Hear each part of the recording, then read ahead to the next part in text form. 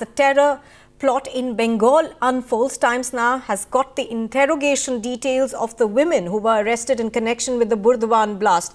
Now, the interrogation details have revealed the terror group's two-pronged strategy. One agenda of the terror group was to attack West Bengal during festivities. The other plan was to smuggle bombs across the border to target the Bangladeshi establishment. Vicky Nanchappa is joining us live with more details on this. Vicky, what is now being uncovered, of course, is a sinister plot essentially to target also the Bangladeshi establishment where the Jamaat has been banned. Yeah, that's correct. The Jamaat has been up in arms against the Awami League in Bangladesh, and after they've been driven out, there have been several allegations made in several intelligence as well as NIA dossiers which suggest that Jamaat-e-Islami members are taking shelter in West Bengal along with the Simi. Now, this plot, what it has uncovered, and the two women who have been questioned have made it very clear that they had a two-pronged strategy in order to attack not only the festivities in West Bengal and also use that as a cover to smuggle in arms and also the bombs to Bangladesh, because the Jamaat-e-Islami of late has been under severe pressure from the Awami League, and they have not really been able to operate at ease in Bangladesh, and hence have come down to West Bengal, and they were planning to prepare these bombs, smuggle them across, and also carry out a series of attacks in Bangladesh. And what's most astonishing is that these ladies have also pointed out that they had in fact a lathe out there in which they wanted to prepare country-made pistols also to be used in an attack in Bangladesh, which gives an impression that the Jamaat was planning out an all-out war against the Awami League out there with the help of locals in West Bengal.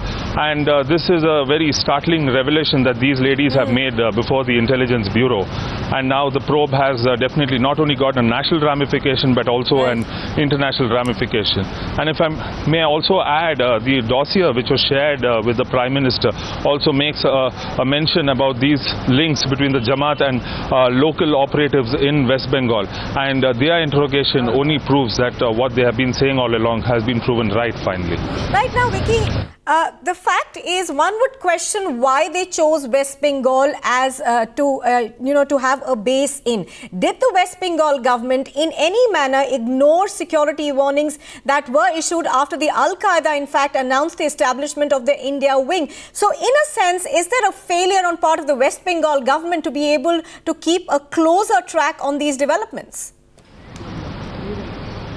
Yeah, the intelligence has been complaining about this since a very long time, that this has been a very potent infiltration route where a lot of militants, be it the Harkatul Jihad Islami or even the Jamaat-e-Islami, these members have found West Bengal to be a very easy route to come in out here. And now with the Simi also being extremely strong, and if also you may recall that the Indian Mujahideen also kind of launched its operations in West Bengal, and this had become a route where they carry out attacks in India and then make a safe exit into Bangladesh, and also vice versa.